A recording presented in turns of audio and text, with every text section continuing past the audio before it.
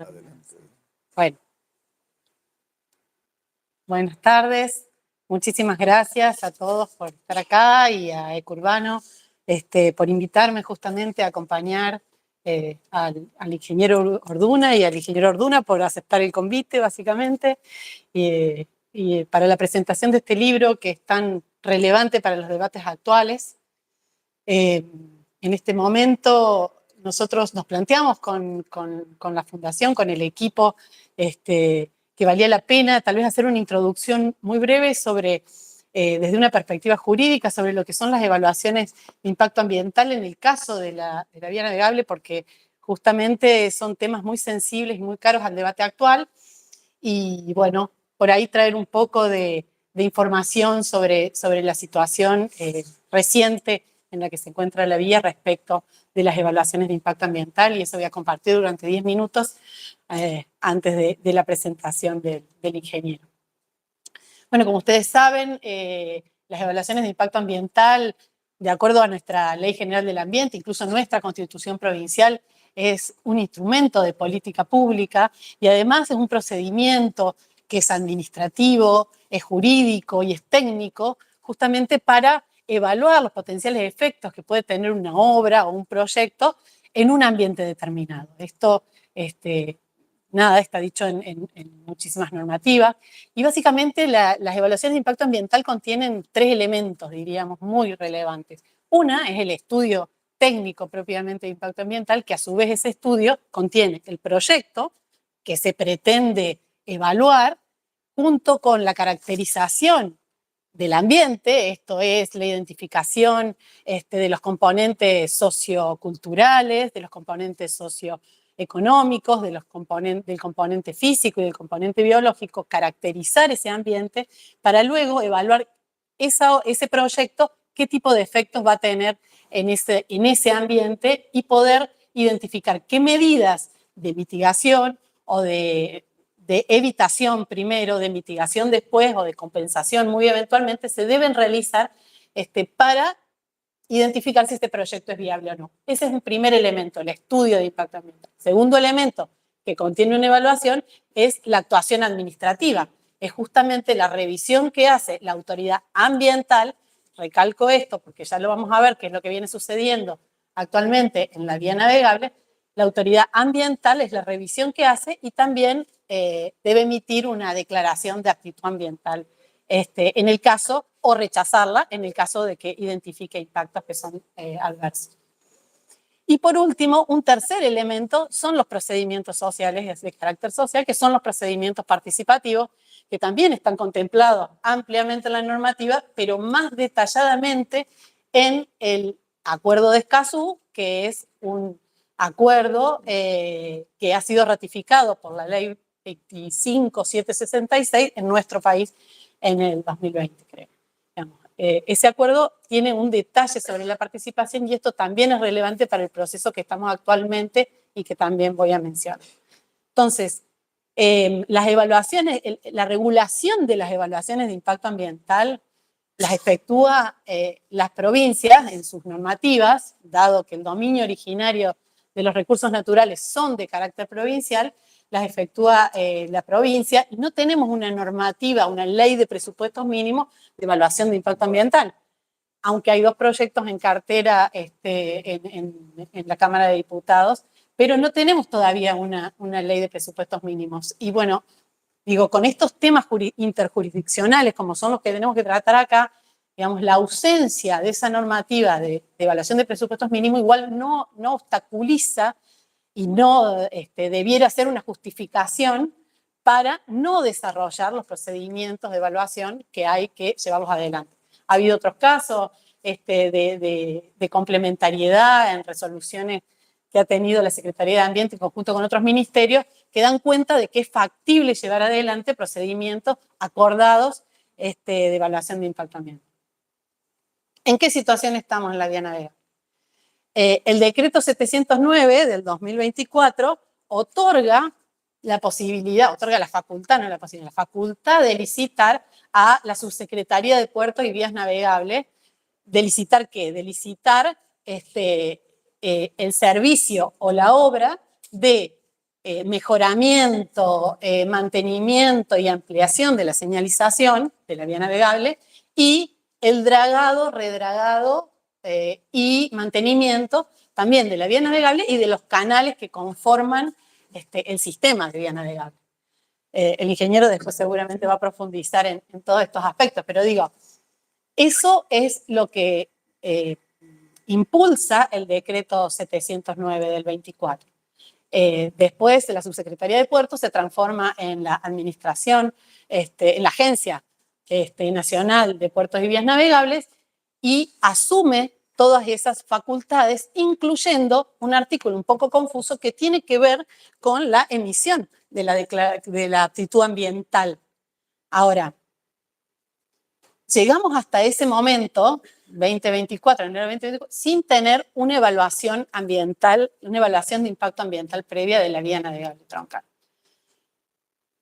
Inmediatamente surge, digamos, se dicta otro decreto que tiene que ver con la licitación, con el llamado a licitación, que es el decreto 713 del 24, que es el llamado a licitación de esta obra que acabo de mencionar, que involucra tareas de señalización y tareas de dragado y redragado. Y en el proyecto, digamos, de licitación se encuentran las especificaciones técnicas que involucran justamente los dragados, el dragado en distintas etapas de la vía troncal, en distintas etapas a 36 pies, 39 pies y 42 pies, en distintas etapas, en distintos años, y es en el proyecto de licitación, en el pliego de licitación, donde también se establece un procedimiento de evaluación de impacto ambiental en el marco de un contrato modelo que tiene ese pliego. Es decir, la evaluación de impacto ambiental está prevista a posteriori, ex post de la licitación. Esto es muy relevante, y tan relevante es que desde el Ministerio Público Fiscal, la Procuraduría de Investigación, el Procurador de Investigaciones Administrativas, además de hacer un montón de observaciones sobre el pliego de licitación, específicamente en lo que hace a la evaluación de impacto ambiental, dice que la evaluación de impacto ambiental es un requisito de legalidad para los actos administrativos.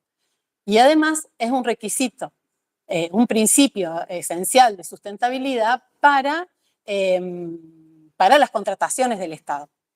Pero además dice que debería siempre hacerse primero el estudio de impacto ambiental y no la licitación, por varias razones. Primero que nada, porque el estudio de impacto ambiental es el que determina el objeto de la licitación. ¿Cómo va a ser posible? No es ni razonable, ni económico, ni eficiente realizar, digamos, un estudio de impacto ambiental que después te va a cambiar las condiciones de la licitación. Entonces, el adjudicatario va a tener que invertir en cosas que no tenía previstas. Entonces, básicamente, este es uno de los argumentos que dice el procurador. El segundo argumento es la autoridad que tiene que firmar un estudio de impacto ambiental es una autoridad ambiental, y esto está en coincidencia con lo que dice la Corte Suprema en distintos juicios, en distintas causas, donde sostiene que es indelegable la competencia ambiental en materia de evaluación de impacto. Y un tercer aspecto que está vinculado al rol de las provincias, que el rol de las provincias es determinante y deben tener una capacidad decisoria tanto en el marco de la operación como en el marco de la elaboración de los pliegos, y que hasta esa fecha, pensemos que la licitación se dio de baja por el Gobierno Nacional en febrero de este año, hasta esa fecha las mesas de trabajo que se venían realizando no eran espacios de participación suficientes, ni profundos, ni en el tiempo que debían tener para los debates que amerita el proyecto de vía navegable troncal. Digo, esto es muy relevante porque además el procurador no solamente enmarca, ok, ya me están pidiendo que cierre y tiene razón, no solamente enmarca, en la Ley de Procedimientos Administrativos, sino que también retoma este acuerdo de Escazú y retoma incluso la resolución que sacó el Ministerio de Ambiente respecto a las evaluaciones ambientales, que es una resolución que aprueba una guía. Y esto tiene implicancias porque actualmente, ¿en qué situación estamos? Se ha llamado recientemente a una audiencia ambiental que se va a celebrar el 3 de noviembre próximo, y dicho sea de paso, mañana empieza el proceso de inscripción para quien quiera meterse en la página de la Agencia Nacional de Puertos, el proceso de inscripción para participar de esa audiencia. Pero, ¿qué es lo que se va a ver en la audiencia si no tenemos un proyecto de evaluación de impacto ambiental?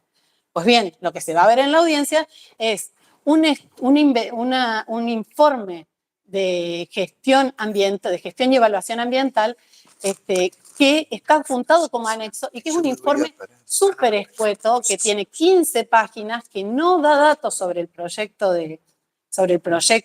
de profundización de la vía navegable, y que básicamente, y que además dice de que no sería necesaria una evaluación de impacto ambiental, porque las evaluaciones de impacto ambiental se hacen de manera ex ante de los proyectos y no en estos casos, como que el proyecto de vía navegable y las operaciones ya están en funcionamiento y por lo tanto carece de sentido.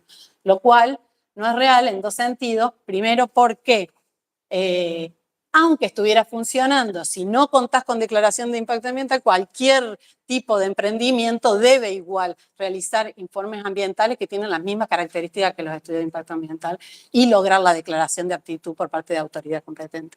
Y por otro lado, como estamos hablando de un proyecto nuevo, porque estamos hablando de profundizaciones que no tiene actualmente la hidrovía, la vía navegable, en ese caso debería hacerse justamente el estudio de impacto ambiental. Así que cerrando, actualmente la agencia considera que los informes históricos que existen, que existen y que los ha colgado recientemente a raíz de esta audiencia pública sobre la situación de la vía navegable, que esos informes son material suficiente para decir que hay una gestión ambiental adecuada. Esta es la conclusión de ese informe de 15 páginas que yo se lo sugiero a quien le interesa que los lea, porque realmente, bueno, no tiene desperdicio. Muchísimas gracias.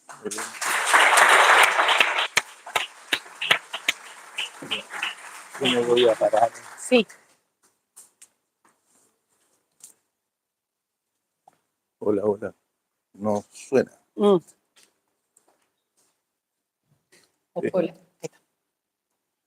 Bueno, me paro porque es más cómodo. El objetivo del libro inicial fue volcar la información acumulada durante más de 15 años en distintos organismos y que esa información puede ser usada como fuente de consulta. Adelante. Sí. Digamos, bueno, me puse a escribir 500 páginas en Word, en A4. Cuando la convierto me da esto en digital, que no era mi intención, 1258 páginas, pero recomiendo al que tenga la aventura de comprarlo que se guíe con el índice, que el índice te puede llevar a cualquier lugar. Sigamos, esto es las tiendas donde se vende.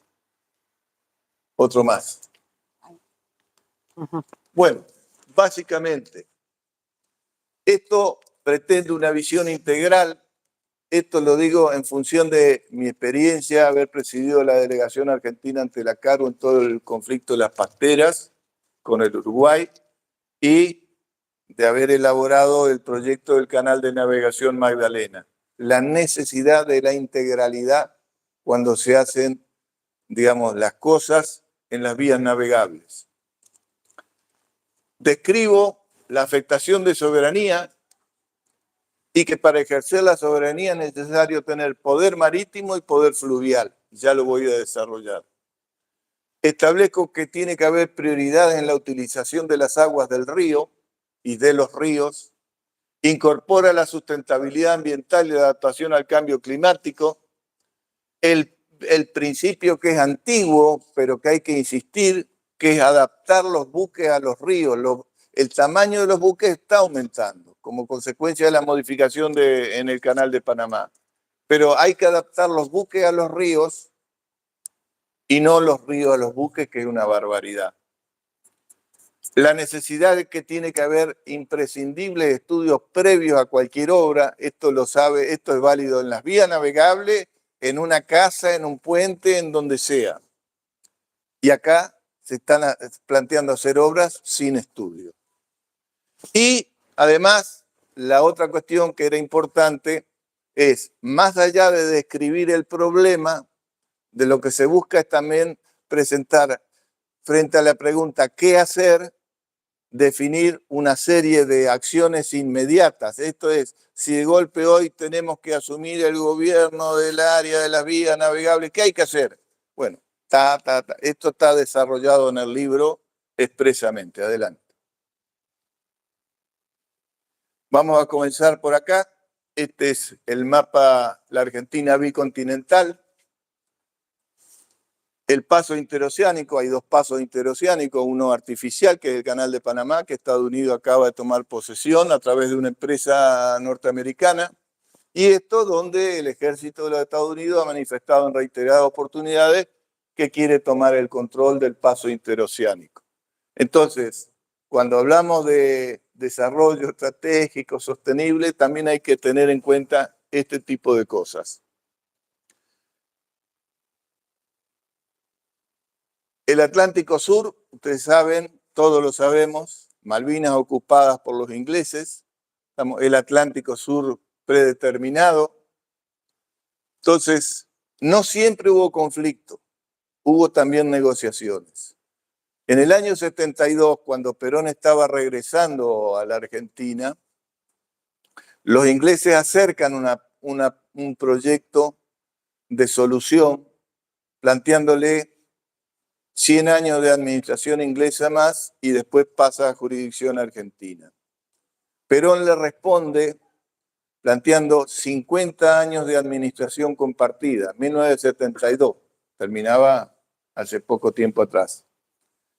Y a su vez avanza sobre el principal problema. Acá está el puerto, Montevideo, que es el apoyo y el sostén material de todo el trabajo de los ingleses en Malvinas.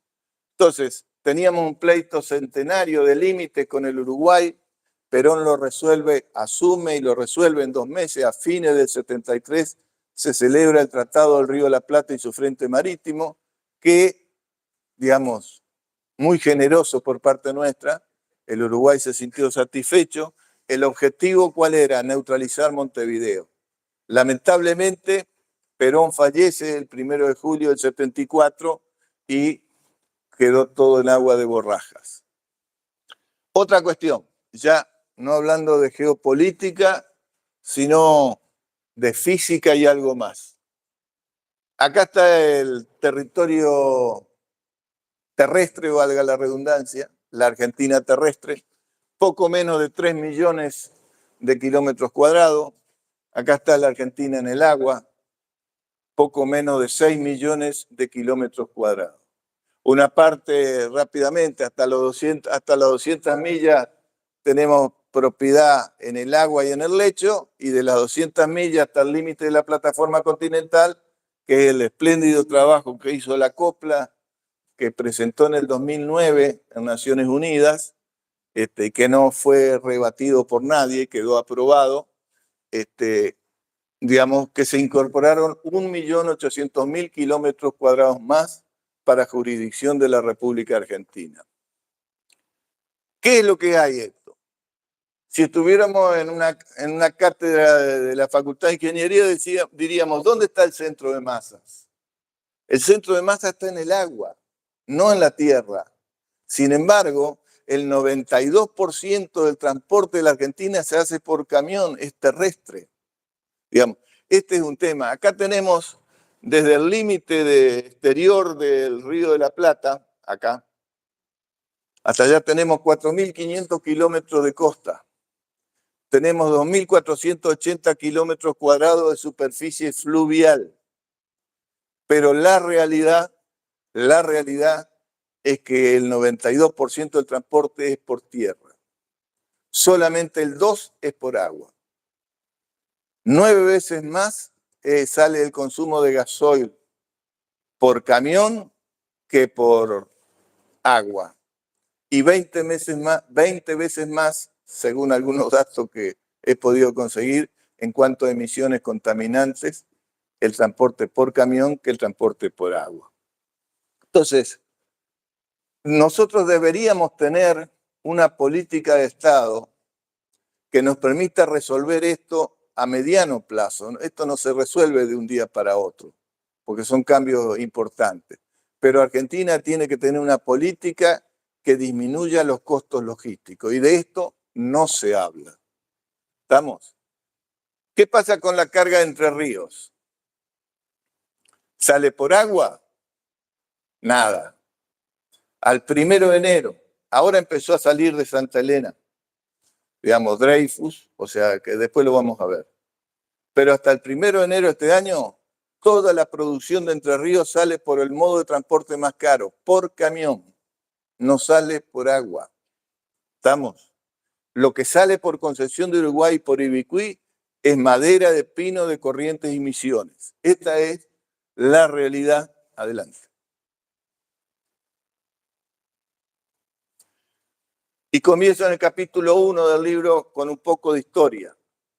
Esto en realidad me permití mi homenaje al cartógrafo Yarvide, 1804, cartógrafo de la Armada Española, que hizo la carta esférica del Río de la Plata en la América del Sur.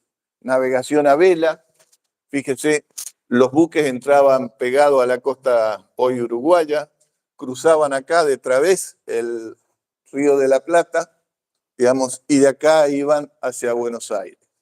Por eso es que Belgrano instruye para que se construya un puerto en la ensenada de Barragán por las mejores condiciones náuticas, y también dice que hay que usar el Canal Sur. El Canal Sur hoy es el Canal Magdalena. Adelante. Esta es la primera pieza gráfica que yo he conseguido, 1818, de la etapa independiente de Argentina. Está el Paraná-Guazú, que es el límite interprovincial entre Ríos y Buenos Aires. Y están, bueno, el Paraná-Guazú, el Paraná-Las Palmas, el Paraná-Miní, etc. Pueyrredón, director general de las Provincias Unidas, que le encarga, digamos, a un vasco, a Muñiz, digamos, el primer levantamiento, por lo menos conocido. Adelante. Acá tenemos la navegación desde el 1500, si venía algún buque desde Asunción de Paraguay, Corrientes, Paraná, Santa Fe, ingresaba acá en bifurcación, kilómetro 180, por el río Paraná-Guazú, que era el más profundo. Este, que es el río Paraná-Las Palmas, que corre pegado a la costa bonaerense, no tenía profundidad suficiente. Toda la navegación era por aquí, y cuando salían acá, salían por el oeste de Martín García, por lo que era y es el Canal Buenos Aires. Digamos, esto es porque es uno de los temas centrales que hoy tenemos. Adelante. En el siglo XIX, nosotros hemos tenido algunos problemas. En 1806, 1807 a los ingleses no les fue bien, digamos, y fueron rechazados. Siguieron persistiendo con dos cuestiones: colocar sus productos manufacturados y asegurar bases para el dominio planetario. En 1828 logran segregar a la banda oriental, fundamentalmente para contar con el puerto Montevideo, que era la base que ellos necesitaban en el Atlántico Sur. 5 años después ocupan militarmente Malvinas, como dice Tomás Guido, digamos, para asegurar el paso interoceánico. Después vienen por la libre navegación de los ríos, son derrotados en 1845-46, pero finalmente después, en 1853, es Urquiza el que le da a los ingleses la libre navegación de los ríos. Ya terminada toda esa etapa, en 1876 tenemos los primeros registros de obras de dragado en el río Paraná y en el río de la Plata. En 1893, no sé si distinguen este este mapa. Acá está lo que es la vía navegable troncal frente a Montevideo en el kilómetro 205,3. Argentina instala el primer faro de Pontón Recalada, que es para guiar a los buques que vienen del océano para ir a puertos argentinos. A partir de ahí se desarrolla toda la señalización. En 1905, digamos, el desarrollo de esta zona, o sea, del noreste de la provincia de Buenos Aires, que tenían puertos en Zárate y en Campana, digamos, empieza a plantear la necesidad que no quieren subir hasta el Paranaguazú y de ahí salir al Río de la Plata. Quieren salir directo hacia el sur. Eso, paradójicamente, acompañado del pedido por comerciantes de Paraná y de Concordia. En 1905. Recién se logra en 1976, 70 años después. Digamos, esto significó canalizar el río Paraná de Las Palmas y ya en el Río de la Plata el canal Ingeniero Emilio Mitre pegado a la costa bonaerense. Quedaba así plasmada lo que se denominó la vía navegable troncal de los ríos Paraná y de la Plata. ¿Estamos? Después de eso, o sea, eso en 1976, 77, no está clara bien la fecha, pero a partir de 1976 hay cambios, ya aparte de los puertos públicos se permiten permisos precarios para atracaderos, para las corporaciones transnacionales exportadoras de granos. Hay todo un proceso en esa época de aumento muy grande de la producción agropecuaria, agrícola sobre todo, y eso significa también un crecimiento de estas corporaciones transnacionales. 1989, Menem, apenas asumido, es la ley que permite la privatización del dragado y señalización. Ya lo vamos a ver después. Y también impone la bandera de conveniencia, que es nefasto. Esto es que la flota mercante argentina puede adoptar bandera de otros países con regímenes mucho menos estrictos, no solo en lo laboral, sino tecnológicamente hablando. 1991, el Uruguay plantea cambiar la traza de lo que era el Canal Buenos Aires, digamos, o sea, el Canal Buenos Aires en el Río de la Plata unía la desembocadura del Paranaguazú, digamos, con una zona que está arriba de La Plata. Ahora bien, y pasa al oeste de Martín García. El fondo es arenoso. Uruguay, no sé por qué, o sea, porque técnicamente es una aberración, y Argentina acepta, lamentablemente. La década del 90, la Cancillería argentina es todo para atrás. Pero lo fundamental, acepta ir pegado a la costa uruguaya, que es de roca. No en balde se llama Canal del Infierno. Estamos por la cantidad de naufragios que ha habido. Esto va a significar que va a quedar plasmado ahí la vía navegable troncal, no solamente en el río Paraná, sino en el Río de la Plata, con los dos brazos. En el año 94, Uruguay, por propuesta de Uruguay que Argentina acepta, digamos, se acuerda que la Comisión Administradora del Río de la Plata va a enviar los recursos suficientes para que Argentina drague el río Paranaguazú. Hace 31 años. Así las cosas, en 1993 se hace el llamado a licitación de la obra de dragado y señalización. Va. Sí. Esa es la secuencia de la vía navegable troncal. Este es el mapa de Argentina. Algunos quieren una Argentina partida, o sea, separan en el análisis la Argentina fluvial de la Argentina marítima. Algo que alegra mucho a nuestros vecinos los británicos ocupantes ilegales de Malvinas. Ahí están todos los puertos marcados en azul y, bueno, en celeste, digamos, las vías navegables fluviales. Estos puertos pueden ser marítimos, Bahía Blanca, Comodoro, Ushuaia, pero también China, Japón, o sea, aportan en buques que ingresan al Río de la Plata 1.500 buques por año. O sea, el 35% de los buques que ingresan al Río de la Plata vienen del sur. No es despreciable. Frente a aquellos que plantean, si no, acá todo lo que importa está en la zona fluvial, no es así. Y hay que mirar la Argentina de conjunto. No se puede tomar, más allá que para desarrollos sectoriales se pueden tomar porciones. Adelante. Una disquisición muy rápida. Vía navegable troncal. Tramo argentino de exclusiva jurisdicción. Desde Confluencia, kilómetro 1238, terrestremente hablando, sería desde Corrientes hasta acá. Y el Río de la Plata. Río Paraná y Río de la Plata. La vía navegable troncal. Esto es de 1989. Esto es de 1994. La hidrovía Paraguay-Paraná.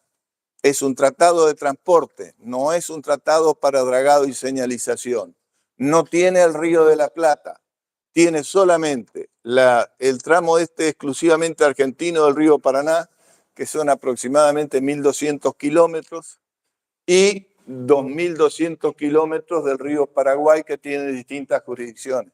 Argentino-paraguaya, paraguaya, paraguayo-brasileña y brasileña. Este es un proyecto. Hasta el nombre hidrovía no existe en español. Un proyecto portugués, o sea, buen portugués brasileño. Lo que buscan es sacar la soja de allá arriba, rompiendo el pantanal, digamos, para bajarla por barcazas por el río Paraguay primero y Paraná después. Adelante. Y vamos entonces entrando en cuestiones geopolíticas. Este mapa, estos puntos son amarillos, son buques. Estos son en celeste, son buques. La diferencia es que estos son de bandera argentina, la flota argentina pesquera. Y estos son los más de 400 buques que pescan en forma ilegal, no declarada y no reglamentada, desde la milla 200 hacia afuera. Mayoritariamente son de España, Corea, China, de Taiwán. No estoy totalmente seguro que no haya chinos continentales. Estamos, que se cuidan un poco para no, por el tema Malvinas. Lo importante es esto. Nosotros asistimos, por un lado, a una exacción de nuestros recursos. Estos son recursos argentinos, ¿estamos? Pero ellos apoyados militarmente por las tropas inglesas que están en Malvinas, digamos, se basan en todo eso para que nosotros veamos cómo se llevan una cantidad de peces similar, o sea, en orden de magnitud a la que pesca la flota argentina. Hidrocarburos. Terminó la etapa de exploración en 200 kilómetros al norte de Malvinas.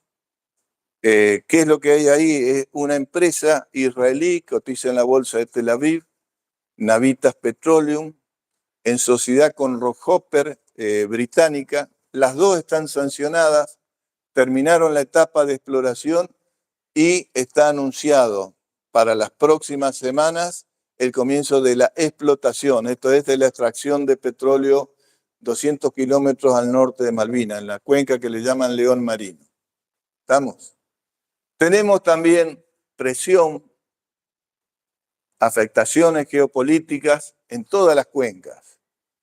En la cuenca compartida con el Paraguay, en el río Paraguay, en el río Paraná, y no solo en el Paraná superior, también en el río Paraná. Adelante.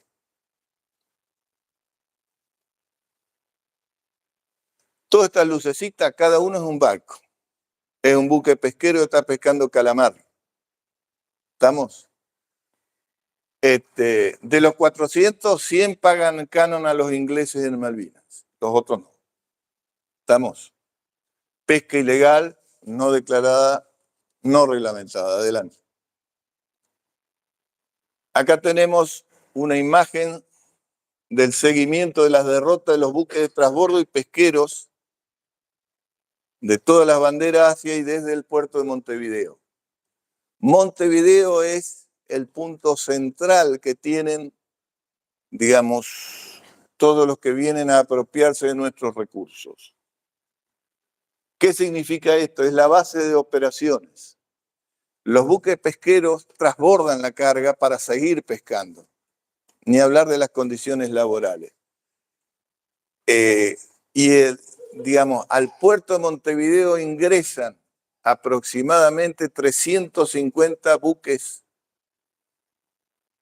al año, pesqueros, no hablemos de carga ni nada por el estilo. Esto es importante, o sea, tenerlo en cuenta.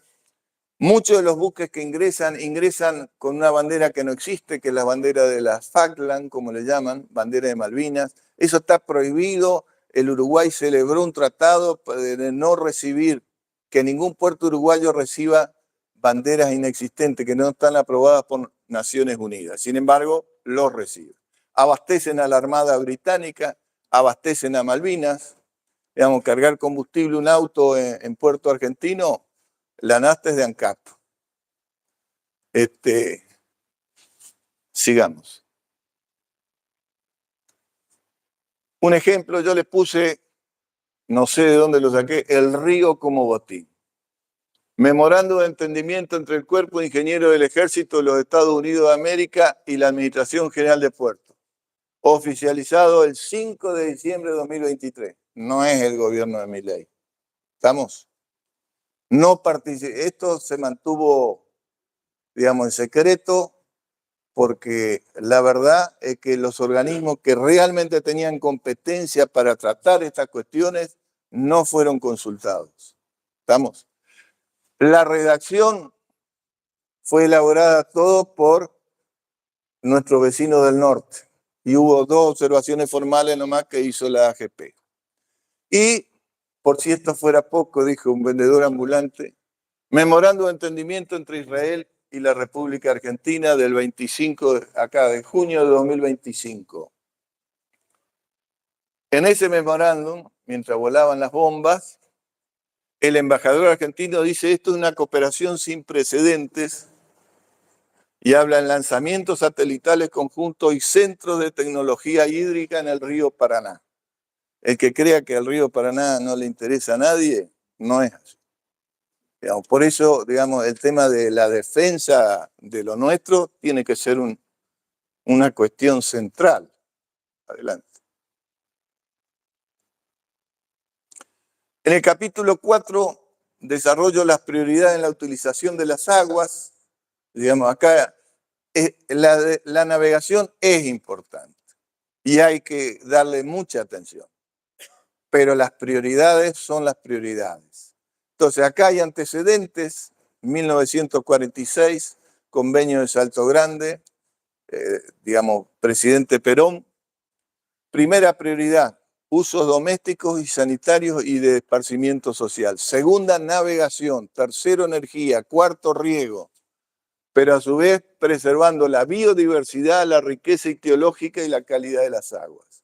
Entonces, digamos, estas son cuestiones que son esenciales para una discusión ordenada y tranquila respecto del río Paraná y del río de la Plata. Desde la década del 90 ha habido una serie de normas que se han dictado, digamos. Entonces, si acá se habla de seguridad jurídica, pues que se respeten las normas que están votadas, que están vigentes. Evaluación ambiental estratégica, ley que establece, digamos, el Comité de Cuenca, adaptación al cambio climático, Tratado de Escazú. Estas son las cuestiones. Si queremos avanzar en la Argentina, más allá de toda disputa política, digamos, la seguridad jurídica se demuestra respetando las normas. Y si alguien la quiere cambiar, bueno, que se cambie la norma, pero que se respeten las que están. También desarrollo la influencia y la perspectiva del cambio climático, los estudios que habría que hacer y, un poco como Einstein, incorporando la cuarta variable, el tiempo, que es muy importante. Acá muchas veces se habla de que no, están pidiendo estudios, cuánto vamos a demorar. Nosotros hicimos todos los estudios que nos pidió el Uruguay, que no se privaron de pedirnos, de todo nos pidieron. En 1 año y 1 mes hicimos todos los estudios. Acá estamos con el pliego de la licitación de la vía navegable troncal desde el año 2018. Entonces, acá, digamos, los estudios se pueden hacer, no llevan tiempo, lo único que hace falta es, digamos, ser serios, tener la voluntad de ejecutarlo. También desarrollo la gradación de sedimento en el río Paraná-Guazú, en el río Paraná-Bravo, vamos. Y bueno, vuelvo al tema de la privatización de la vía navegable troncal. En 5 capítulos lo trato al tema de la vía navegable troncal.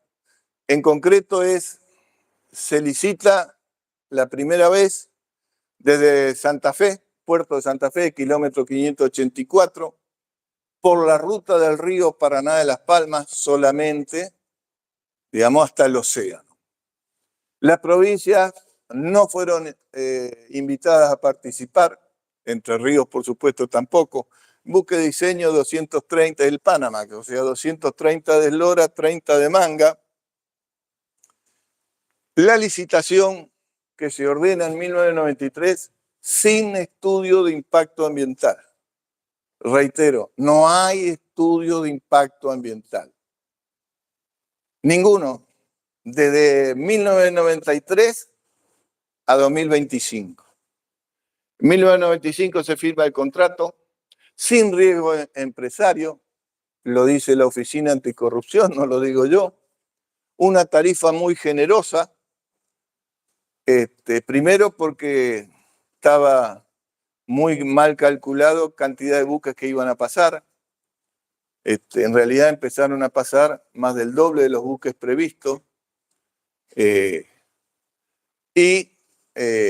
si venía una época de malaria, cobraba bien y ganaba bien. Y si venía una época de abundancia, cobraba muy bien, pero no bajaba la tarifa. Tuvo un subsidio, de eso no se habla, 40 millones de dólares por año, de pesos dólares por año, desde 1995 hasta el 2002. Después vino ya, cuando se hace la especificación, hay un cambio, pero siempre aumentando la tarifa, como ya vamos a ver. A su vez, se le entregaron todas las dragas que necesitaban. No es que una empresa de nivel mundial venía acá con todas sus dragas y agarraba las nuestras que estaban. No. Con las dragas del Estado, ellos comenzaron a dragar. Y, por supuesto, con eso se abandonó el dragado del río Uruguay. Entre Ríos se vio directamente perjudicada. Entraban 100 buques por año, 0 buques por año a los 4 años, porque se dejó de dragar el río Uruguay. No solo el río Uruguay, el Paraná Superior, el río Paraguay, que eran todos acuerdos internacionales que había celebrado Argentina. La profundización fue primero a 9,75 metros, luego a 10,36 metros. Hubo extensiones en el 2005 en el Río de la Plata. Primero era hasta el kilómetro 205,3, se aumentó 34 kilómetros. Luego, en el 2010, se extiende de Santa Fe a Confluencia. ¿Estamos? Y el contrato, que era por 10 años, se extinguió en el año número 26. Hoy está la concesión, la tiene en forma provisoria la Administración Nacional de Puertos y Navegación, pero a su vez, por mandato judicial, los mismos que dragaban y señalizaban son los mismos que siguen, digamos, haciendo el trabajo.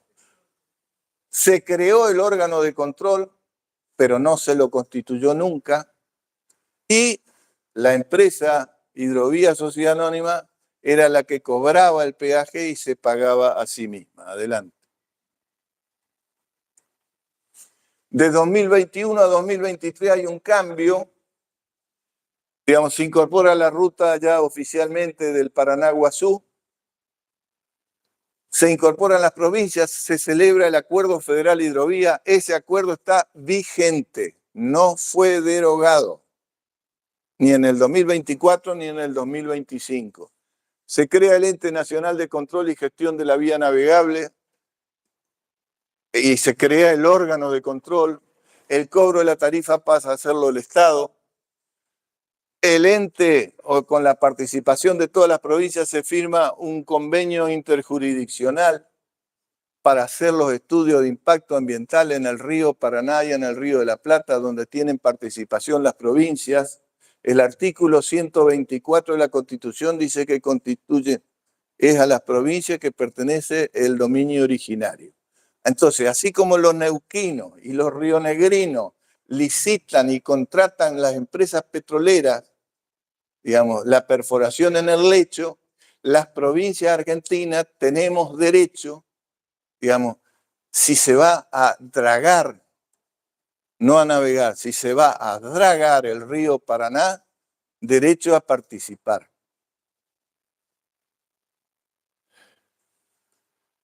Y se incorporan los canales de acceso a los puertos públicos, que estaban expresamente vedados en la licitación original. Esto es muy importante por el caso del puerto de Ibicuí y también en el caso del puerto de Diamante. Adelante. Y ahora pasamos a otra cosa. Yo hablé antes de agradación. Bueno, la agradación viene a ser el proceso por el cual lentamente, por acción de la gravedad, las partículas que vienen en suspensión en el río se depositan. Y la progradación es el avance de ese proceso en el sentido de la corriente del río. Esta imagen satelital es de la turbidez en el río de la Plata. Cada año ingresa al río de la Plata 160 millones de toneladas de partículas en suspensión. Reitero, 160 millones de toneladas. Del Bermejo, solamente de esas 160 son 100 millones de toneladas. ¿Estamos? Y acá tenemos donde más claro, evidentemente, es donde más acumulación de partículas en suspensión, donde más oscuro menos. Fíjense que en el río Uruguay es poco, el aporte del río Uruguay es mucho menor al del río Paraná. ¿Estamos? Y vamos a la otra. Este es un mapa de cómo fue avanzando el frente del Delta desde 1778, 222 años. El frente del Delta avanza a razón de 75 metros por año, a veces un poco más, a veces un poco menos, este es un valor medio, sobre todo del lado de la costa bonaerense. Del lado de la costa uruguaya, a razón más o menos de 25 metros por año. La estimación es que el delta va a llegar a la altura de la avenida General Paz en el 2100 o 2110. Digamos, de esto no se habla. Sigamos. Acá tenemos impactos ambientales, o sea, desde 1995, con la erupción de los grandes buques, los buques, digamos, las olas que producen, sobre todo en el río Paraná de Las Palmas y en los Albardones también, producen una erosión pampa. Este es un trabajo, yo lo puse ahí, algunas conclusiones de unos becarios de la Universidad de Delft de Países Bajos, la verdad, muy bueno. Bueno, no voy a detallarlo ahora. Pero lo cierto, en rojo está cuánto era la ribera del río Paraná de Las Palmas en el 2003, en verde cuánto era en el 2010. ¿Estamos? Son imágenes satelitales. Acá, seguí. Sí. Adelante. Otro más. O sea que nosotros tenemos, por un lado, por el paso de las olas, pero a su vez la frecuencia de paso. No es lo mismo que pase uno cada muerte de obispo, que pasen 10 o 15 o 20 en un día, otro día, digamos, porque el incremento de la frecuencia del paso de los buques afecta a los humedales en el río Paraná. ¿Estamos? A su vez, sedimentos contaminados, o sea, sobre todo en el río Paraná, en el río Uruguay, más o menos. Pero en el río Paraná, o sea, todo el sector industrial arroja la mayor parte de sus efluentes líquidos sin tratar. Cuando se permite, como ahora otra vez, no es la primera vez, que el margen bajo quilla del buque, esto es, entre el buque y el lecho, sea escaso, se produce un flujo turbulento. ¿Estamos? Es el transporte por intercambio. Bueno, las consecuencias son graves. Eso respecto de los buques. ¿Estamos? El avance de lo que midieron es 90 centímetros por año de avance de la erosión. ¿Estamos? Y los albardones, ni hablar. Pero vamos a otra cosa, el modo de disposición del material dragado por hidrovías oceanónicas.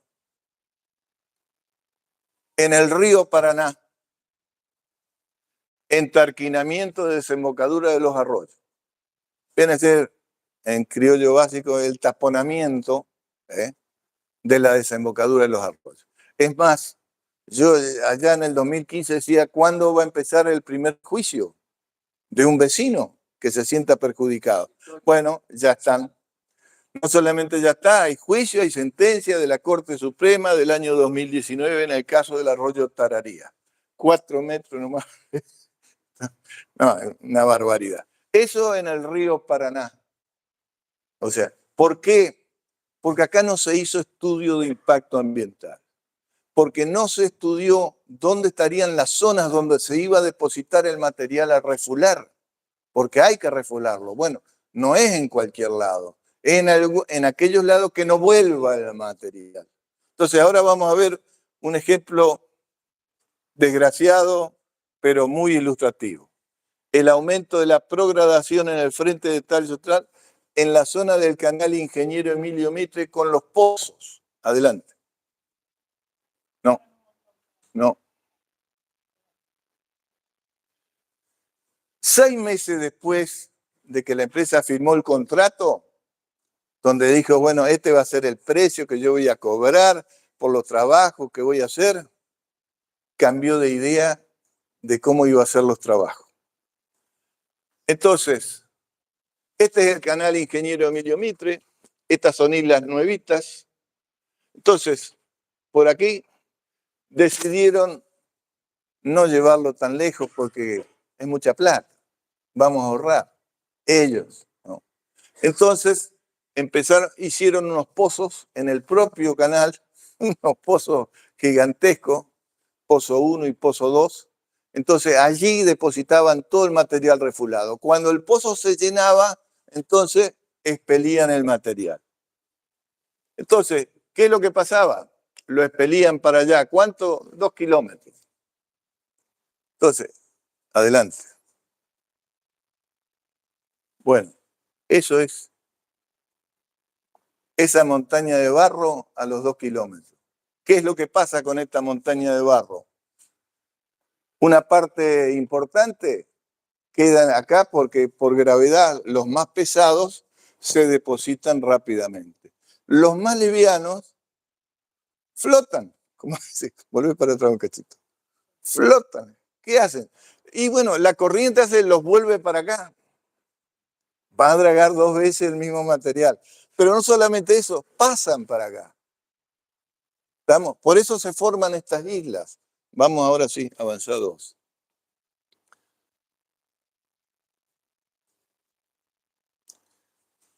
Esta isla. Esto es un título de Infobae o de La Nación, no me acuerdo. Las 3 islas que emergieron en los últimos 30 años. No lo digo yo, lo dicen ellos.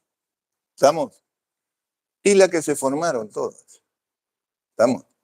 Lamentablemente nadie le avisó al periodista, mirá que eso tiene que ver con las cosas de dragado. Pero digo, esta es la progradación aumentada a partir de 1995. La irrupción de islas. O sea, primero el fondo se hace cada vez más playo. Lo que está bajo el agua se le llama banco y cuando emerge se le llama isla. Pero es más o menos, es lo mismo. Vamos, además. Consecuencias. Bueno, veamos consecuencias. Esto, no sé si acá se hace navegación deportiva. Bueno, acá se hacían muchas regatas. Bueno, varias ya no se pueden hacer más. ¿Por qué? Consecuencia de eso. ¿Estamos? Pero todos miran para el costado. Ahora, como digo yo, afectación de la navegación deportiva y en el futuro va a ser la otra, la de carga. ¿Estamos? Entonces, esto es frente a la costa de San Isidro. Yo me he reunido con los clubes, por eso ellos me han mostrado una foto que son terribles. Adelante. ¿Hay solución? Hay solución. Digamos, si hay buena voluntad en ingeniería, siempre hay solución. Depende de la plata, ¿no? Por supuesto. Pero, entonces, este es el canal Ingeniero Emilio Mitre, como dice el ingeniero Tetamanti, un enfermo terminal. O sea, esto va a ser así. ¿Hay solución? ¿Cuál es? Volver al canal Buenos Aires. Este de lecho arenoso, 20 metros de profundidad, sin roca. Digamos, nosotros hicimos todos los estudios, se hizo el geológico, batimétrico, hidrosedimentológico, estudio de impacto ambiental, evaluación, costos. Y entonces, esta es la solución. En vez de los pasos rocosos pensando en esto, la solución es avanzar en el canal Buenos Aires. Nosotros lo planteamos, la delegación argentina en el 2015, la delegación uruguaya no nos acompañó. Por esas cosas que pasan, a fines del 2016, Argentina y Uruguay acordaron avanzar en esta dirección por un acuerdo por canje de notas. Lamentablemente, desde 2016 hasta la fecha, no se ha ejecutado lo acordado por los dos países. Adelante. Bueno, esto es otro. Acá tiene en el medio, está ahí Martín García. O sea, el paso es al oeste de Martín García en vez de ir al este. Este es de Punta Diamante, es el otro. Adelante. Bueno, y este otro tema, más cercano a Paraná. En este caso no tanto, pero ya veremos por qué. Remolcador de bandera paraguaya en el Río de la Plata, empujando esta barcaza con contenedores. Se salvaron los tripulantes, 9 tripulantes, se pasaron rápido a la barcaza y después lo salvó la prefectura argentina. Esto fue en el kilómetro 77 de la vía navegable troncal en el Río de la Plata. ¿Estamos? Entonces, acá hay varios temas. Primero, la longitud de los convoyes. Convoyes excesivamente largos son ingobernables, aunque el remolcador sea potente. Son ingobernables. El río en algunas zonas tiene curvas y contracurvas. No es casual.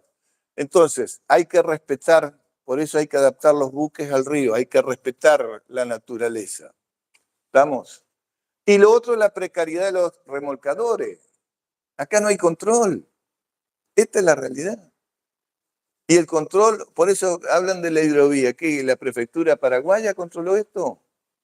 O sea, nosotros por lo menos, y esto es uno de los temas que yo sostengo políticamente, es que en el río Paraná, en donde es jurisdicción exclusiva de la República Argentina, se deben respetar las normas de la Prefectura Naval Argentina, que son mucho más exigentes que las de la Prefectura Paraguaya.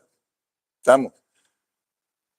Hay que salir de la bandera de conveniencia. Esto fue una decisión de Menem que permitió que la flota mercante argentina adopte otra bandera que no sea la argentina. Entonces, la normativa establece que la bandera es la que determina las condiciones laborales, el convenio colectivo de trabajo, pero también las condiciones técnicas de la máquina, de los fierros. Esta es la realidad, o sea, y paradójicamente, ¿quién está haciendo hoy ese análisis que nosotros venimos diciendo hace 30 años? El gobierno de Donald Trump, que está saliendo de la bandera de conveniencia y denunciando todas las barbaridades que le han ocurrido a ellos por haber adoptado el criterio de bandera de conveniencia. Y después, bueno, control técnico, pero también control de la carga. ¿Estamos? Y cuando hablo de control de la carga, concretamente, narcotráfico afuera. Adelante. Bueno, este es un ejemplo acá, 30 kilómetros, Puerto Curtiembre, unos pescadores. Es un minuto nomás, pero yo, lo que dice el pescador me supera. Adelante. Audio.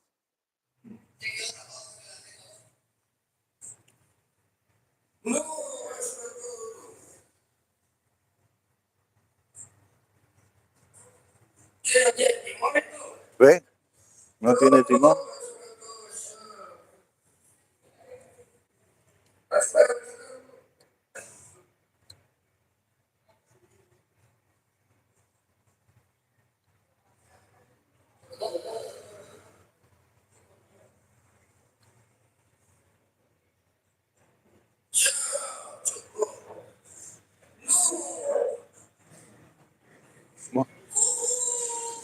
¿Más claro?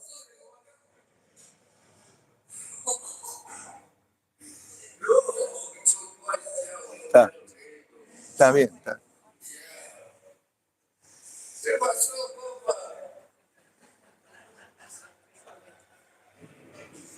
Más gráfico imposible.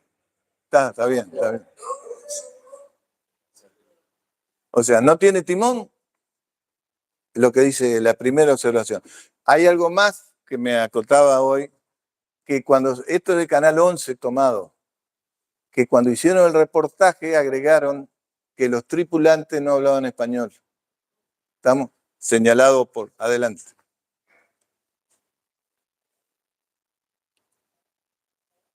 Bueno, acá voy a ir más rápido, solo quiero señalar el tema de los contenedores es un drama para nosotros, cuando digo nosotros, los argentinos, ahora la están pasando también los uruguayos. Desde Europa, desde el hemisferio norte, se decide cuántos contenedores vienen a la Cuenca del Plata y a dónde. ¿Estamos? Y los refrigerados y todo lo demás. Pero bueno, eso está en el libro, voy a ahorrar tiempo. El principio de adaptar los buques a los ríos, la interferencia de la navegación. Y esto, hay carga pero no hay buque. ¿Quién lo dijo? Lo dijo un responsable portuario de Tierra del Fuego. ¿Qué pasaba en Tierra del Fuego? Tenían la carga para sacar y no tenían buque. Entonces, ¿cómo se resolvía eso? Que venga un contenedor de Montevideo que cruce a Buenos Aires, de Buenos Aires baje por tierra, por ruta, recorra toda la Patagonia, cruce a Tierra del Fuego, cargue y después se lo lleve otra vez. Entonces, cuando hablamos de soberanía, de planificación económica, estas cosas no se pueden dejar, digamos, a la suerte del mercado. No es así. Por eso hay carga, pero no hay buque, me quedó grabado porque, bueno, eso es lo que pasa. Estamos, adelante.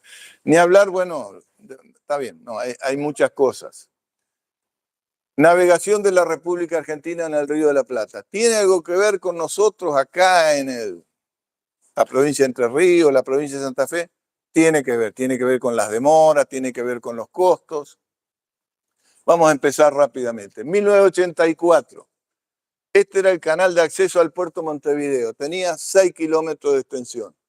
Este es el canal Punta Indio hasta el kilómetro 205.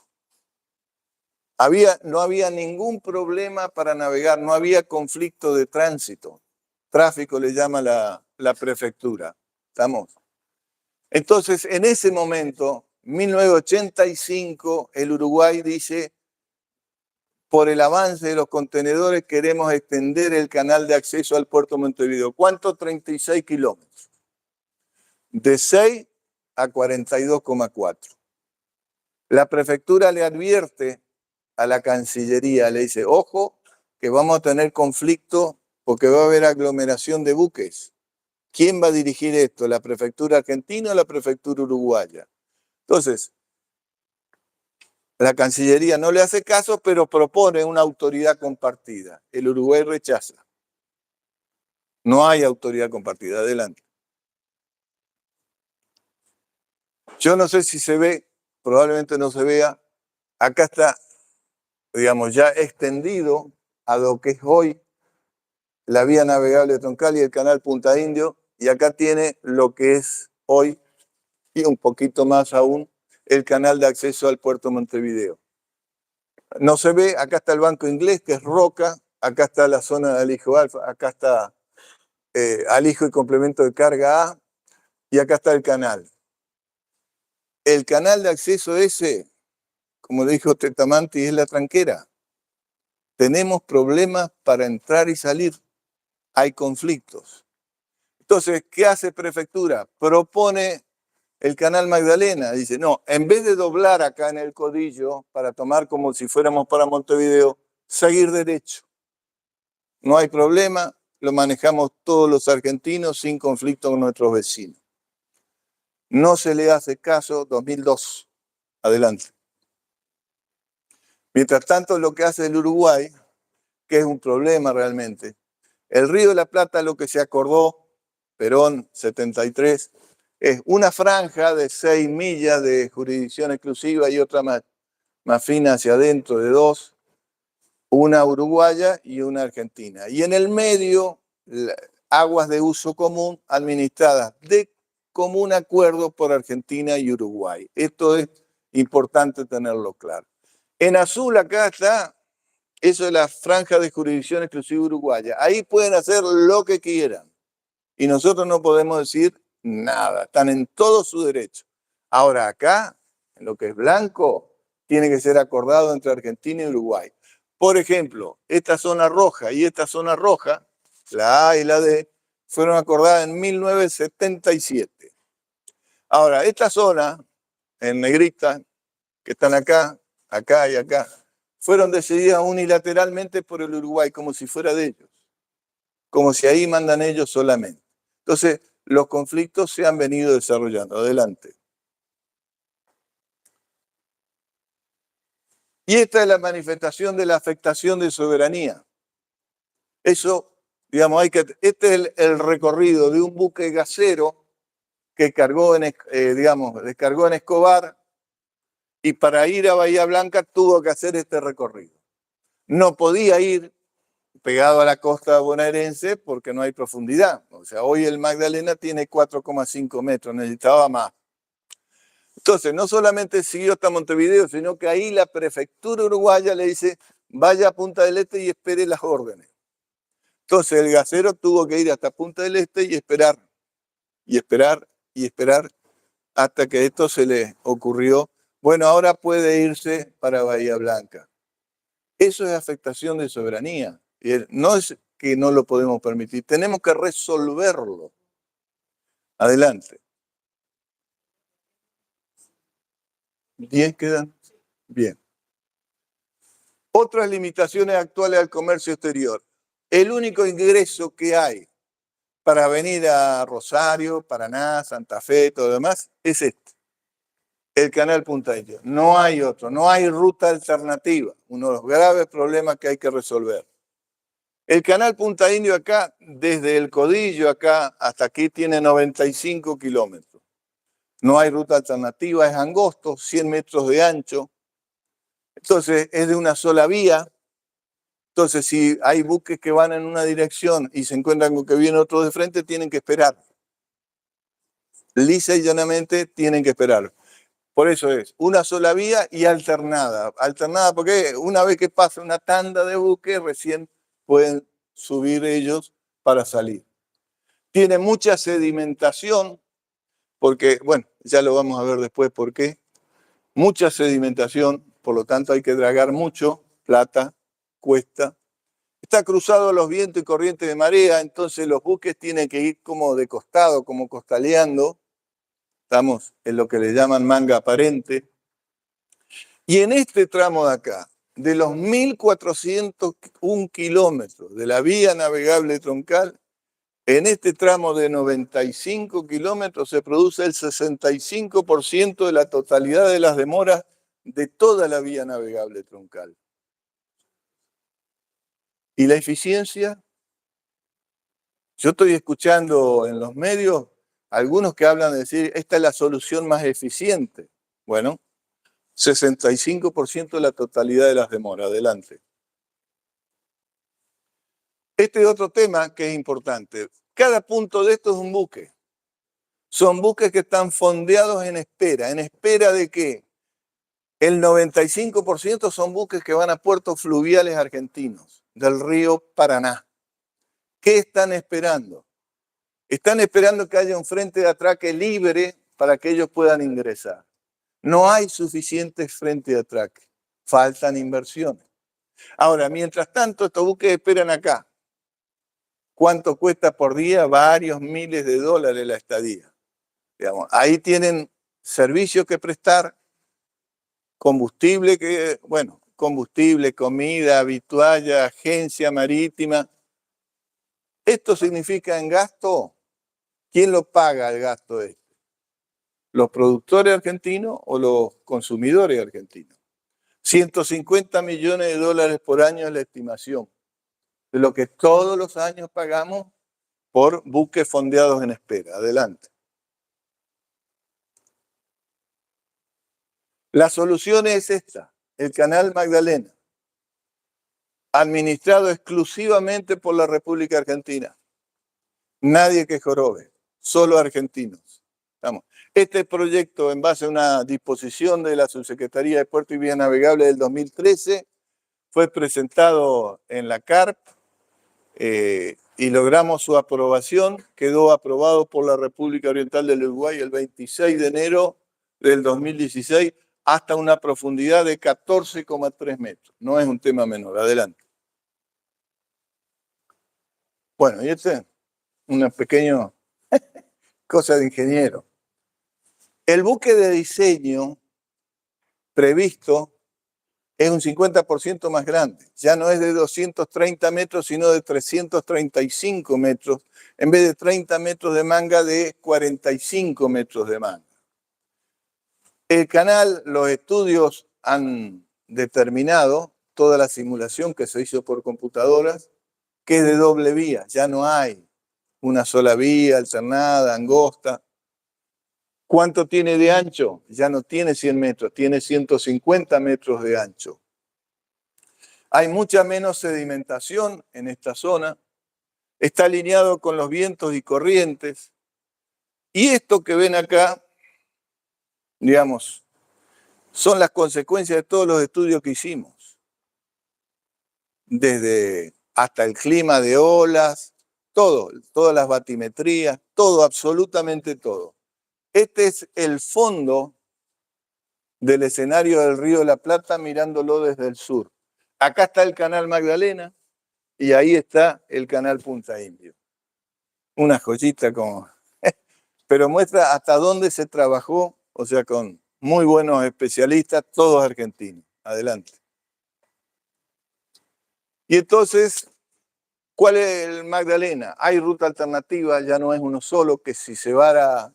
Estamos con problemas serios del comercio exterior argentino. Menor costo de dragado, mucho menor. 54 kilómetros contra 95 para dragar. Ahorro en tiempo de navegación, menor costo de combustible. Las navieras se ahorran 78 millones de dólares por año. Y la Argentina ahorra anualmente 150 millones de dólares que deja. Esos ingresos que van al puerto de Montevideo pasan a la República Argentina. En 10 años son 1.500 millones de dólares. ¿Dónde está el modelo exitoso que dicen que no hay que hacer el Canal Magdalena? Vamos. Nuevo marco jurídico neocolonial a partir de 2024. Solo plantea profundizar el alveo. Solamente profundizar. Nadie habla de ensanchar para mejorar la seguridad náutica, sin ningún estudio previo. Acá no hay batimetría, o sea, la profundidad, no hay batimetría, no hay estudio hidrosedimentológico, no hay estudio ambiental, no hay nada, nada. Eso en los pliegos hasta se veía que en el pliego del primer llamado. No hay proyecto, no se hizo audiencia pública y era por 60 años. Como diciendo, bueno, hagamos ahora y no quiero ver más. ¿Estamos? Por 60, era 30 años más 30, prorrogable por 30. Las provincias no. O sea, acá hay una cosa, esto es una concesión previsto como de servicio. El artículo 42 establece que previamente hay que dictar una ley, hay que crear el órgano, y en ese órgano tienen que participar las provincias. Lo dice el artículo 42 de la Constitución. Y el artículo 124, como ya les expliqué, el tema del lecho, las provincias tienen mucho que decir. Suprimen el dragado hasta Diamante. Chau. Llega hasta la última terminal, digamos que es la de Vicentín, casualmente. ¿Estamos? Le aumenta, o sea, a Vicentín, a Cofco y a Dreyfus, o sea, extiende la profundidad en 2,74 metros de profundidad. Esto significa que cualquier buque que vaya a la terminal de Vicentín va a poder cargar entre 13 y 22.000 toneladas más cada buque. Algo de dinero es eso. Mientras tanto, así como le profundizan a Vicentín, niegan el acceso a Ibicuí. Dispone, esto es realmente insólito, pero está escrito, está en el pliego, que una empresa para presentarse tiene que tener un certificado del Departamento del Tesoro del Gobierno de los Estados Unidos, de la OFAC. Empresa que no tenga eso, abstenerse de participar. Profundiza de 10,36 a 12,81, 2,5 metros. Ahora, nadie estudió dónde van a hacer, porque si ustedes van a profundizar hay que extender el canal navegable. Estamos para llegar hasta profundidades naturales. ¿Cuánto hay que extenderlo? 23 kilómetros. ¿A dónde lo van a extender? Entonces, si acá no se puede profundizar, mucho menos aguas adentro. Ni hablar del Mitre, ni del Paraná, ni de nada. O sea, no han estudiado esto. ¿Estamos? Y ahora encima el gobierno argentino, el año pasado, le autorizó al gobierno uruguayo a profundizar a 14 metros.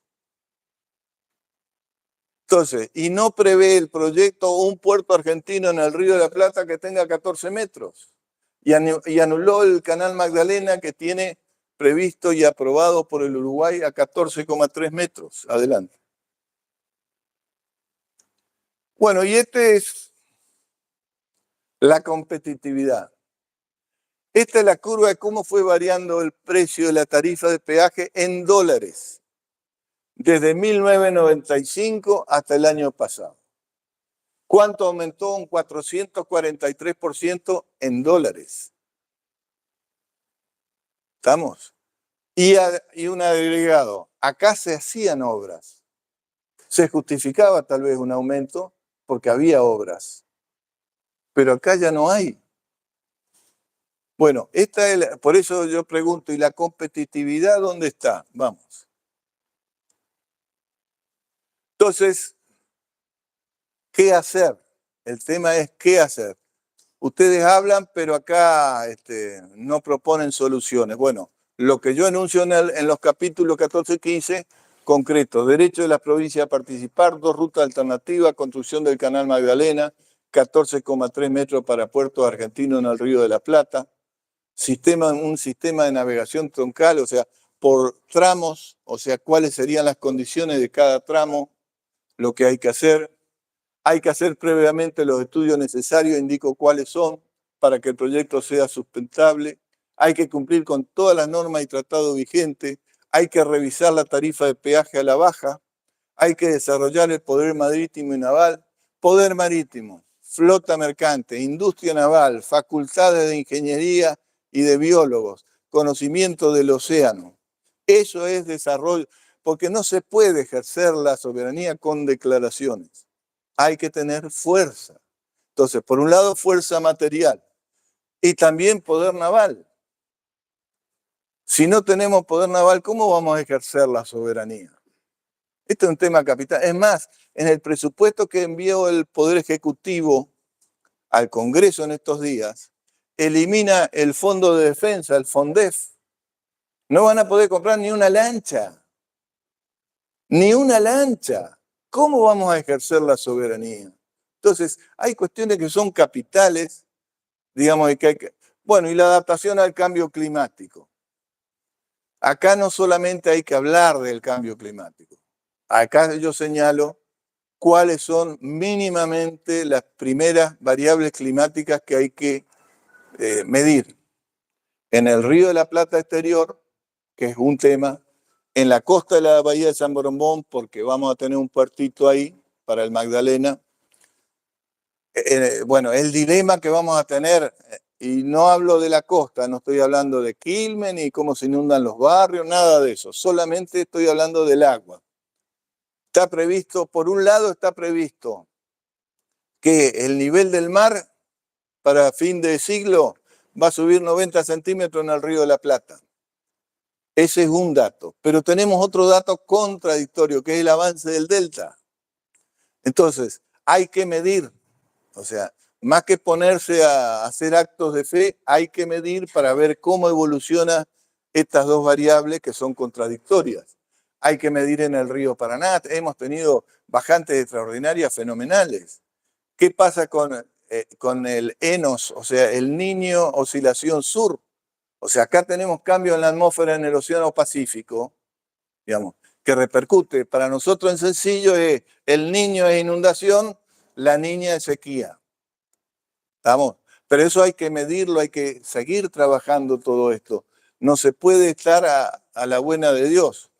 Y reitero, control de carga y técnico. Carga por el tema del narcotráfico y control técnico para que mejorar la seguridad de la navegación. Estamos. Novedades cercanas en Entre Ríos. Santa Elena, una muy buena noticia. Hay, por primera vez en mucho tiempo, va a salir carga por agua por barcaza. La mala noticia es que remolcador paraguayo y barcaza paraguaya. Entonces, bueno. Y en el puerto de Paraná, el puerto de Paraná acaba de ser transferido, según leí en los medios, no conozco bien las condiciones, este año. Así que bueno, tendrá que discutir, definir el gobierno provincial, la municipalidad, los agentes económicos. Bueno, no es un tema que me competa a mí decidir eso. Pero digo, es otra novedad. Adelante. Cuenca del Plata. Este es un trabajo que hicimos con dos especialistas hace 10 años, en el 2015. 3.100.000 kilómetros cuadrados. Necesita un puerto de aguas profundas. ¿Dónde tiene que estar? Acá, en la desembocadura, en la salida de la bahía de San Borombón. Nosotros creemos que tiene que estar en el sur, adelante. Y para que se ubiquen, más oscuro es la Cuenca del Plata, todo el resto de América, y acá está la ubicación del puerto profundo Bicentenario. ¿Está? ¿Listo? Sí. Y entonces digo, una síntesis necesaria. Soberanía, más producción, más ambiente. Desarrollo nacional sostenible. Esto es, cada una por separado no, tienen que estar las tres integradas. Digamos, si queremos ejercer nosotros la soberanía y no que decían otros por nosotros. ¿Está? Listo.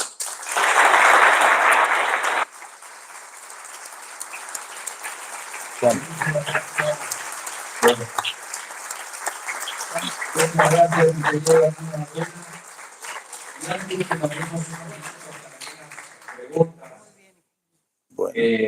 Como decía hoy, preocupados, pero también ocupados, con el antecedente que los entrerrianos tenemos allá por el año 96, cuando también desde Buenos Aires decidieron construir la represa del Paraná Medio, y nuestro pueblo, con los hermanos de Santa Fe y de Rosario, supimos generar una historia de lucha y defensa. Este contexto, como decíamos hoy, en el que el ingeniero nos ha informado y nos ha dado muchísimos elementos para seguir pensando lo importante que es entender el tiempo que nos toca.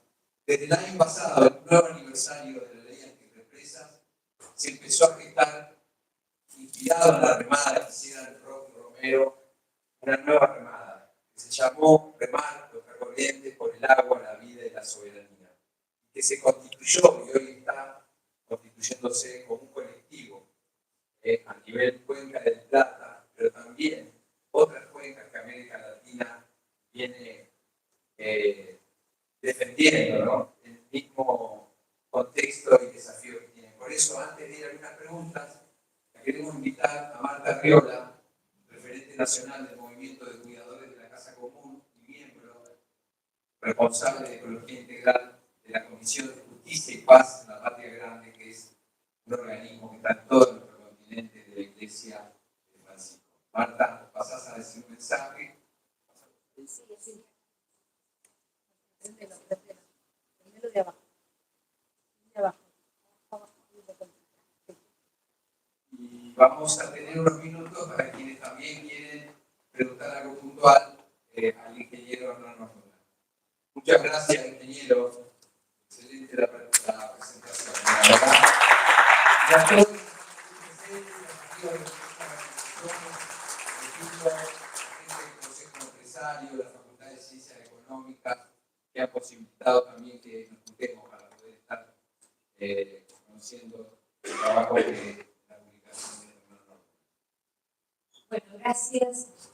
Bueno, realmente una presentación extraordinaria, los dos también complementándose y nos quedamos boquiabiertos por la profundidad, el análisis y la visión. Nosotros el año pasado, con un grupo pequeño y después que se fue ampliando hasta ser más de 190 organizaciones, decidimos, como bien lo decía recién Horacio, emprender una acción, tomando como iniciativa aquella remada, aquella gesta histórica, acá lo veo Cosita Romero, que junto con Raúl Rojo, pero toda la ciudadanía paranaense está ahí, que fue un emblema porque se logró frenar la construcción de aquella represa. Entonces decidimos, en función de conocer que el gobierno nacional había puesto en marcha la licitación, la reprivatización de nuestro río Paraná, volver a remar. Y lo hicimos al inicio, como decía, un pequeño grupo de organizaciones. De hecho, fuimos 3 embarcaciones, 3 canoas, las que arrancamos desde Florinda y desde Isla del Cerrito hasta Rosario durante 22 días. Remamos en esto que es la campaña Remar contra corriente por el agua, la vida y la soberanía. Una, la Yaguarona, comandada por Cosita. Otra, Salvemos al Paraná. Aquí está Luciano Orellano, representante del Foro por la Recuperación del Paraná, y además un defensor histórico, también autor de numerosos libros, en la misma línea que Hernán hoy nos comparte el suyo, defendiendo soberanía y plantándonos en este momento tan crítico de la Argentina. Y esa remada no terminó el 22 de marzo, Día Mundial del Agua. Cuando llegamos a Rosario, que es un punto emblemático, hoy decimos con Luciano, veíamos desde el río los pequeños, éramos y somos nosotros frente al avasallamiento de la extranjería en nuestro país, a la pérdida de soberanía, ¿no? Cuando claramente nos marca Hernán en todo su desarrollo. ¿Dónde estamos parados hoy? Entonces, nuestra lucha no terminó el 22 de marzo, más allá que en febrero, como bien decía Juliana, cae la licitación, el gobierno nacional la declara nula, porque no llegan a ponerse de acuerdo, que se presenta una sola empresa, que no era la que querían, vaya a saber. Lo cierto es que nosotros entendemos que desde la movilización que hicimos Salimos 3 canoas, 3 kayak, y llegamos a Rosario, 209 kayak y un montón de embarcaciones con una fuerte presencia también de jóvenes. Y todo moviliza un colectivo que no podemos detenernos solamente con la remada. Hoy estamos, como lo dice Juliana, a puertas de una audiencia pública, va a ser el 3 de noviembre. Y queremos invitarlos a cada uno de ustedes, después de haber escuchado a Hernán, a participar, a ponernos en contacto. Tienen que ser muchas las cosas que nos hacemos para plantear que no se puede llevar adelante esta licitación sin un estudio de impacto ambiental previo que no hay. Y se va a cometer un ecocidio si nosotros cruzamos los brazos y permitimos que se drague Paraná a 40 o 44 pies como están planteando. Ese es un gran desafío que tenemos entre manos desde la acción, nutridos por los textos de Hernán en este caso, de Luciana, y de tantos que han trabajado los temas con mucha profundidad. Pero manos a la acción, ¿no? Nosotros queremos detener la licitación. Es un objetivo demasiado audaz porque los intereses que se juegan son enormes y nosotros somos un puñado de organizaciones. Una campaña que, si bien tiene dimensión latinoamericana y fuerte presencia en la iglesia, tiene suficiente fuerza. Tenemos expectativas de todas maneras en alguna acción judicial. La tenemos que trabajar. El equipo de abogados también va a Juliana a invitarla, a comprometerla, junto con Gabriela Ferrer, con Enzo, Brazo, que no sé si está por acá. No está, ahí está, muy bien. Que aunque son nuestros defensores ambientales, si algún freno nos podía poner el gobierno nacional, hasta ahora ha sido el gobierno oficial, lo poco que se ha podido hacer, y con el pueblo movilizado, organizado en la calle, en el agua, como decimos nosotros en esta semana. Entonces vuelvo a insistir con esta invitación y bueno, y queda la palabra para que cambiemos y participemos. Gracias. Gracias, Marta.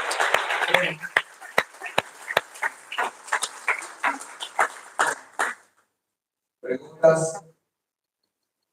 Voy a repartir el micrófono yo mismo. Falta el... Ajá. Buenas tardes. Bueno. Un placer realmente, un éxito tu presentación.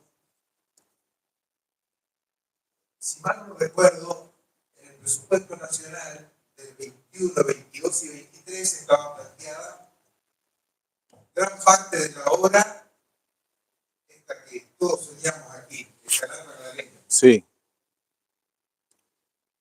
La pregunta, y ahora creo que es una gran ingenuidad mía, si después de todos estos años que no hemos tenido presupuesto nacional, y como ahora en la Cámara de Diputados se va a discutir el presupuesto para 2026, si no habría que hablar con los diputados nacionales para que en esta discusión que se haga para el 26 por lo menos se ponga en evidencia una parte del presupuesto para el año 2026 de Canal Magdalena. Hola. Digamos, sí, el gobierno, el Poder Ejecutivo quitó el Canal Magdalena del presupuesto directamente. En ese caso hay que hablar, yo estoy en contacto con algunos senadores, sobre todo más que diputados, pero para que insistan. Aunque supongo que por el carácter de lo que ha trascendido que tiene el nuevo presupuesto, tiene tantas cuestiones que afectan nuestra soberanía, de las que están mencionadas, que no sé hasta dónde vamos a tener. Pero sí, por supuesto.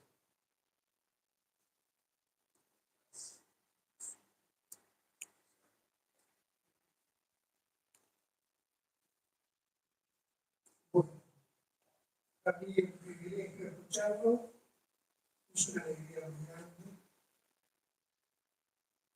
El aporte es extraordinario. Es un trabajo serio. Y que da aporte en muchísimos sentidos. Creo que todos es lo que estábamos esperando. Porque aquí hay un movimiento popular en defensa de hace muchos años. Y así como lo vienen dando ustedes. Aquí Horacio. Pero nada, yo voy a ser muy breve. La verdad que me dejó pensando muchas cosas. Pero decirle una cosa. La patria está en peligro. Está todo permitido el sector defender. No vienen solo por el dragado, que sí vienen por el dragado, la canción, no. Vienen por todo. Vienen por todo. Eso está a la orden del día. En estos días, en estos acuerdos que se están haciendo, está bien para mí. Sí. Porque quiero hacer una pregunta. Quiero preguntar, ¿quién gobierna la cuenca de Plata? ¿Quién gobierna nuestros ríos? Como bien dijo el ingeniero, la soberanía no se proclama, la soberanía se ejerce.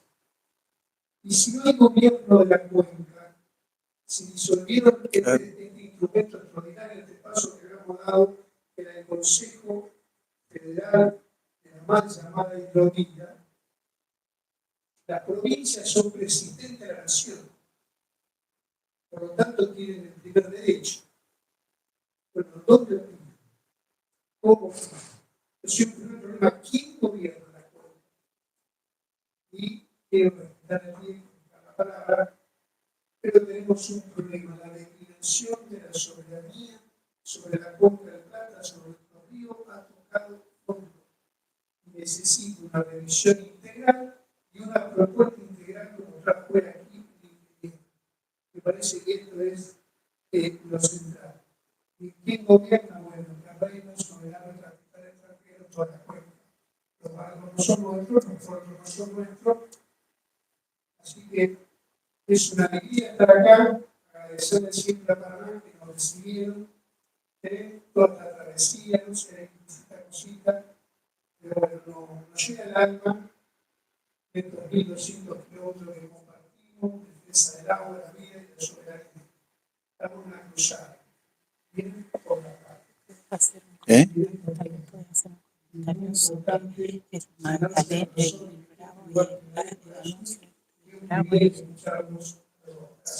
Está bien. Allá está.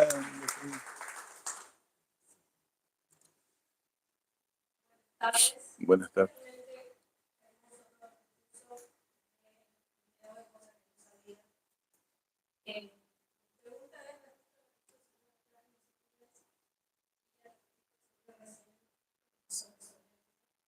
En el año 2021 había un presupuesto con los Sí. para más en el 2022 agregó otros 5 millones. En el 2022 y en el 2023 no se supo, no quisieron decir cuál era el monto del presupuesto. Mi pregunta es si alguien sabe qué pasó con ese dinero y cómo se aplicó al canal. El dinero que estaba, digamos, en la partida para el Canal Magdalena fue destinado a otros fines. ¿Estamos? Así que, porque no sé.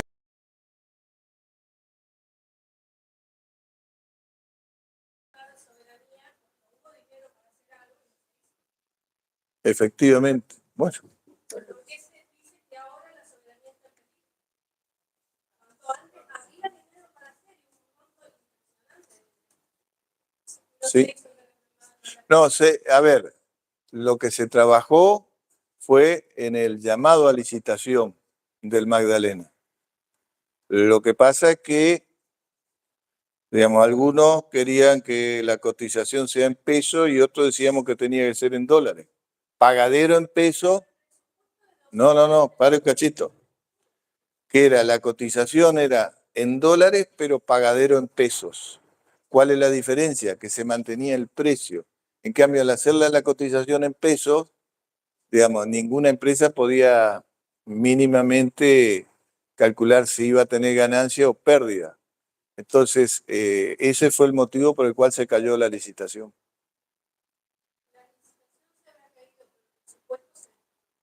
Claro, pero bueno, no se ejecutó, lo manotearon para otros fines. ¿Sí? Sí, sí.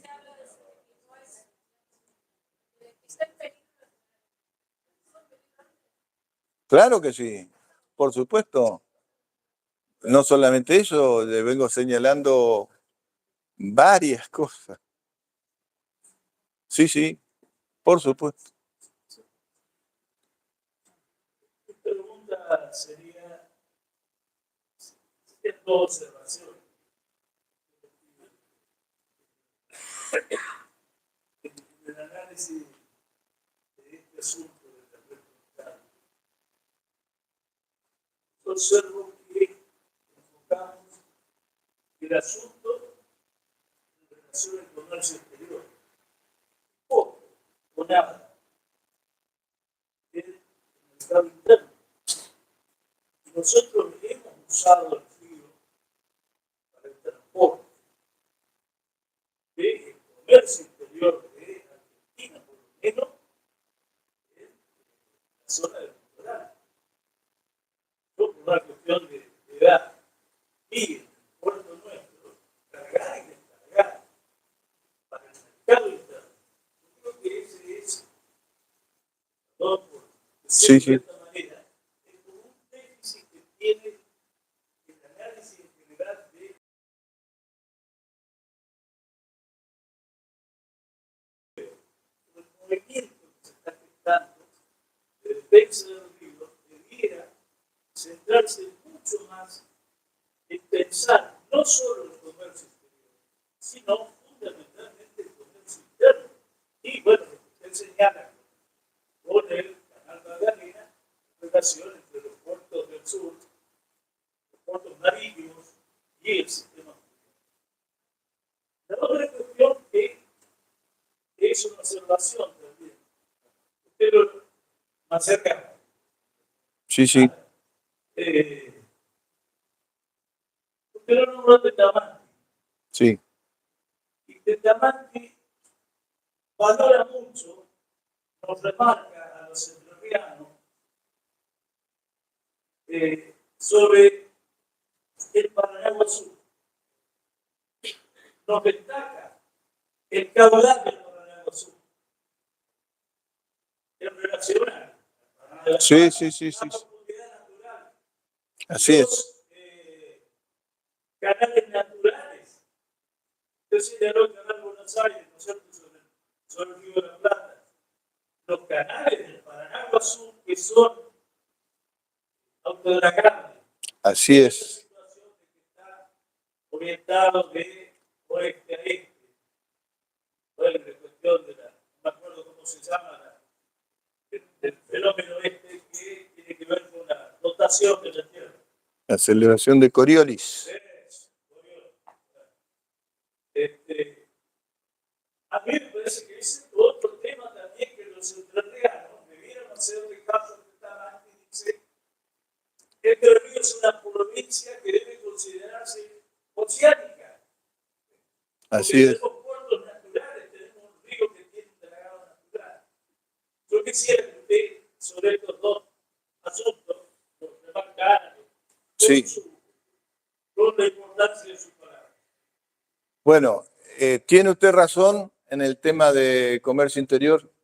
Estamos, de que hay que desarrollar más esa cuestión. Esto está apuntado, sobre todo hemos tenido ataques muy fuertes referidos siempre a comercio exterior, por eso el enfoque va para ese lado. Ahora, respecto al Paraná Guazú, mire, con el ingeniero Tetamanti, yo era presidente de la delegación argentina ante la CARP,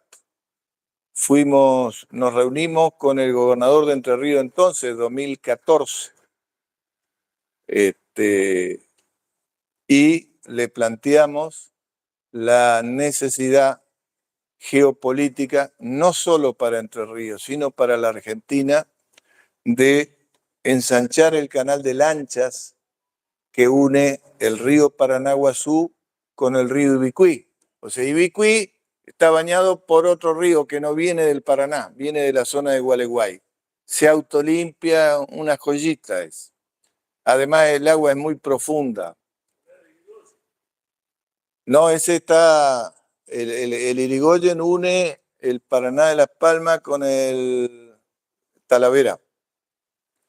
Entonces, lo planteamos como una necesidad que era muy importante, porque si usted abre, o sea, se ensancha es muy poco, porque es una zona muy finita entre los dos ríos, entonces lo que permite que en Ibicuí, aparte de la terminal portuaria, puede haber una estación de transferencia de carga en el río Ibicuí.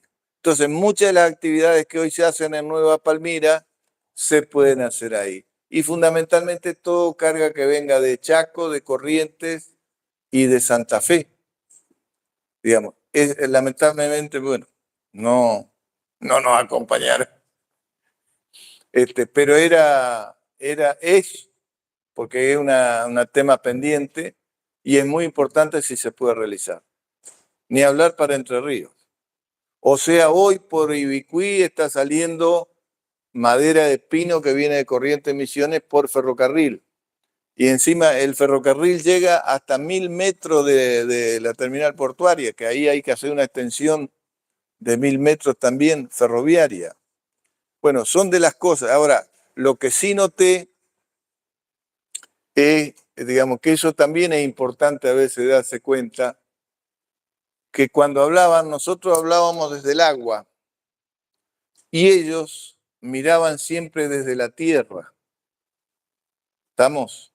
Desde la lechiguana, de todo eso, y no desde el agua. Ese, digamos, un tema tal vez a mí se me pasó de llamarle la atención sobre eso. Pero es fundamental hoy el tema del Paranaguazú. Y está, o sea, no es un invento del presidente Milei, está de hace 31 años la obligación, pero está desde el año 2020 en los distintos pliegos licitatorios. ¿Estamos? Es muy importante para la Argentina que podamos meter el Paranaguazú. No así el Bravo. El Bravo sirve para la carga que no es legal. No hay carga argentina legal que tenga que salir por Nueva Palmira. Sale por Puerto Argentino, por cualquiera de los que sean. Entonces, se justifica ir a cosas si es carga ilegal. Pero bueno, ahí estamos hablando en otros términos. Bueno, Tenemos que dejar por... estamos sobre el límite, tiene que ser muy puntual.